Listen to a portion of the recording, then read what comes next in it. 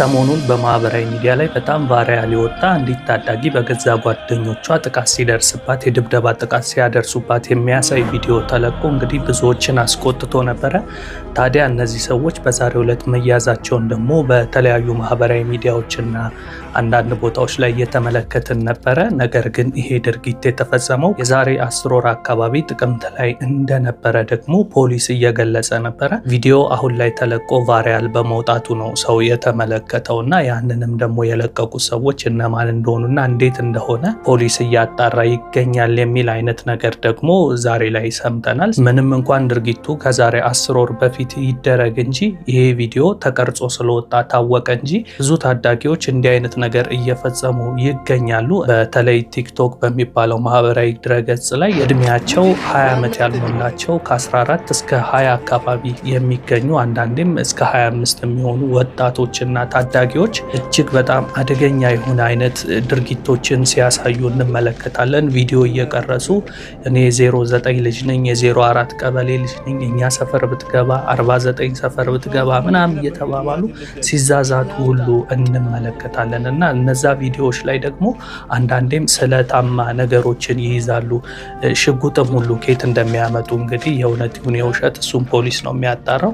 ይዘውላ እርስ በራስ ናኛ ሰፈር የሚባባሉ አይነት ድርጊቶችን ያደርጋሉ። እና እዚች ታዳጊ ላይም የደረሰው ጥቃት የዚህ አይነት ተመሳሳይ አይነት ይዘት ነው ያለው። ምክንያቱም እንደተናገሩት ከሆነ ይህንን ድርጊት የፈጸምነው ጓደኞቻችን እንዲያዩልን ነው። ማለት እንደዚህ አይነት ነገር በእኛ ላይ ብታደርጉ ነገ እናንተንም አንለቃችሁም የሚል ይሄ አሁን የጋንግስተር አይነት ይሄ የኃይለኛነት እና ማፊያ አይነት ስሜትን የሚያንጸባርቅ ነው። እና እንደዚህ አይነት ነገሮች ደግሞ የሚመጡት ልጆች ከሚውሉባቸው ከሚመለከቷቸው ፊልሞች እና በማህበራዊ ሚዲያ ላይ ከውጭ ሀገራት ላይ ተቀድተው የመጡ ነገሮችን በመመልከት ነው ለዚህ አይነት ድርጊት የሚዳረጉት። እና ለዚህ ደግሞ ዋነኛ ኃላፊነት መውሰድ ያለበት ቤተሰብ ነው። ምክንያቱም ቤተሰብ ለልጆች አስተዳደግ ዋነኛ ኃላፊነት ይወስዳል ብዬ ነው የማስበው። ስለዚህ ልጆቻቸው የት እንደሚውሉ ምን እንደሚያደርጉና ከማ ጋር እንደሚውሉ በደንብ ማጣራት ይኖርብናል። እንደውም አንድ አባባል አለ፣ ማንነትን እንድነግርህ አዋዋልህን ንገረኝ የሚባል አለና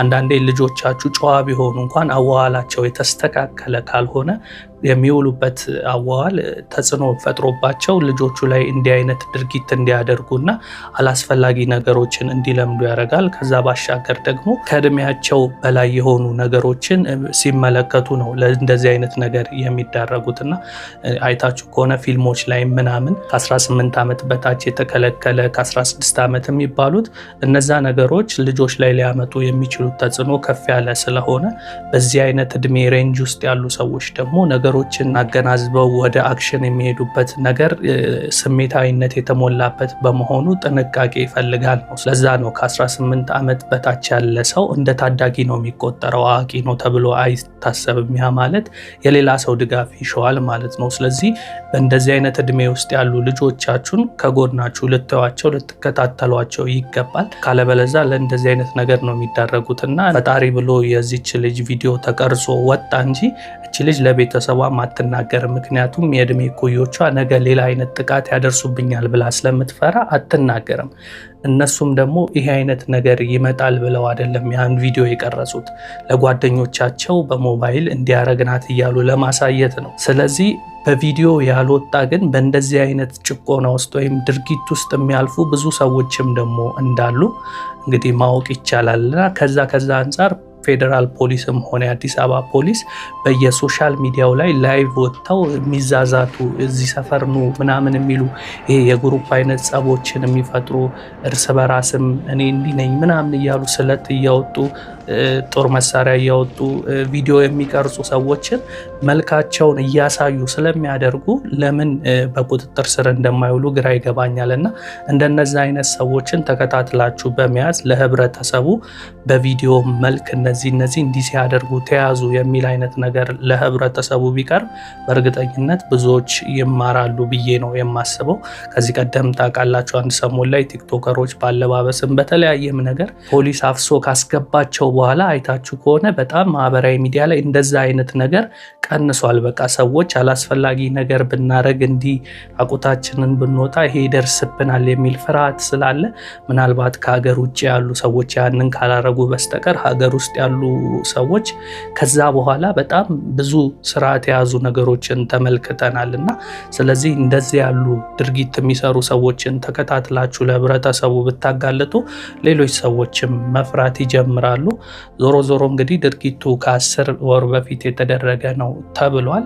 እኔ አይደለም ያልኩት፣ ፖሊስ ለሰይፉ ፋንታሁን ላይቭ ላይ የተናገረውን ነገር አዳምጬ ነው። ስለዚህ እስኪ ፖሊስ ምን አለ የሚለውን ስለ ድርጊቱ ቺን ቪዲዮ እንመልከት። ያው እንግዲህ ኮማንደር ቶማስ አዲስ አበባ ፖሊስ ህዝብ ግንኙነት ናቸው። በጣም በርካቶች በዚህ ቪዲዮ ልባቸው ተነክቶ ለአዲስ አበባ ፖሊስ መረጃ አቀብለው ነበር። ምንድነው አዲስ ያለው ነገር እንዲነግሩኝ መስመር ላይ ያሉ። ጤና ይስጥልኝ ኮማንደር። እንደምን ዋላችሁ? አለን ይመስገን አምላክ። አለን እየሰባን ነው። ያው እንግዲህ አሁን በማህበራዊ ሚዲያ ላይ ቫይራል ወጣ አንድ ድርጊት አለ። እንዳልከውም ብዙዎች ተቆጥተው ለኛ በተለያየ አጋጣሚዎች በተለያየ አማራጮች መረጃውን ወደ ማድረስና ይሄ እንግዲህ ህብረተሰቡ ለፖሊስ ያለው የሚያበረክተው ተባባሪነት የሚያበረክተው ጎቶቹም ላይ እርምጃ እንዲወሰድ ካለው ፍላጎት የተነሳ ነው። ይህን በጣም ሳናድንቅ አናልፍም።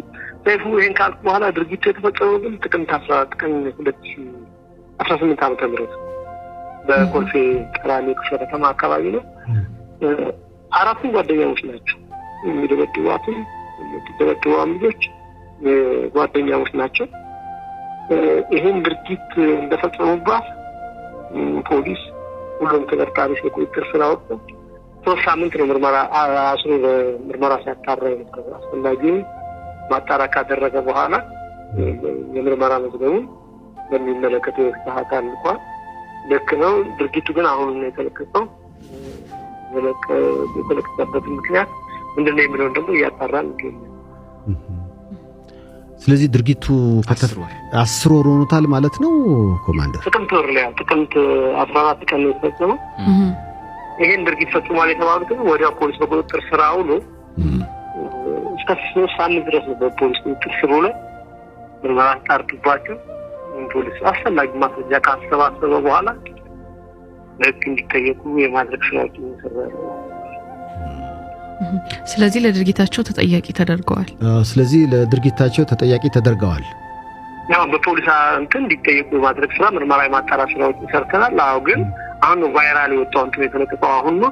እሱን ደግሞ ማለቀቀው እንዴት ተለቀቀ የሚለውን ከነገና ለማጣራት በዚህ ያደረግን ያለንበት ሁኔታ ነው። ተጠያቂ አራቱም ጓደኛ መቾቹም ተመቸዋም ጓደኛሞች ናቸው። አራቱም ጓደኛሞች ያንሰፋ ልጆች ናቸው። ያሳዝነው ቤቷ ሄደው ነው ድርጊት ይፈጽሙበት ጓደኛሞች ናቸው። ለምን እንደዚህ ያደረጋችሁ ሲባል አይ እንደዚህ ማድረጋችንን ጓደኞቻችን እንዲያዩልን ፈልገን ነው እየቀረጽ እንደዚህ ያደረግነው። ይሁን ሀሜት አምጣናለች ብሎ መነሻ ነገራቸው ሲጠየቅ በፖሊስ ያንን ስለፈጸመችብን ያንን ለማድረግ ነው ጓደኞቻችንም እንደዚህ እንዳደረግናት እንዲያዩልን ብለን ነው የቀረጽ የሚል ምላሽ ነው። ስለዚህ አሁን ነፃ ናቸው ማለት ነው። አሁን ተለቀዋል። ለጥያቄ ከተያዙ እንግዲህ ፖሊስ ማጣራት ያለበትን ጉዳይ አጣርቷል። ምርመራ አጣርቷል። 3 ሳምንት በሰንዲቆ ተደርገዋል። አስፈላጊ ማስረጃ ተሰጥቷል። በቀጣይ እንግዲህ ወደ ፍርድ ቤት ተመርቷል ጉዳዩ ማለት ነው። አሁን ምንድነው የሚሆነው እንግዲህ ያንን አቃቤ ሕግ ነው ያለውን ነገር በተመለከተ የአቃቤ ሕግ ውሳኔ ሆነ ክስ ማስመስረቱ አይቀርም። ውሳኔው እነሱ ጋር ይሆናል።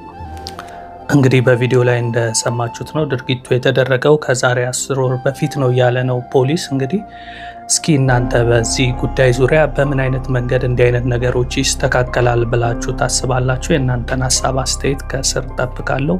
መልካም ጊዜ